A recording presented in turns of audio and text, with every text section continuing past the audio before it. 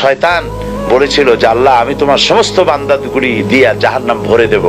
আল্লাহ তখন ফেরেশতাদেরকে ডেকে বলছিলেন, ফেরেশতারা শয়তানে বলল কি শুনেছ?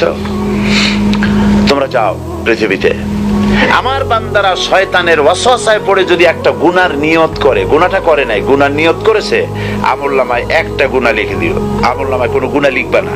গুনার নিয়ত করেছে, গুনাহটা করে নাই, গুনাহ লিখবা না। যখন গুনাহটা করে ফেলবে তখন একটা গুনার জন্য একটা গুনাহই লিখো, আর যদি তওবা করে তা আমি মাফ করে দেব।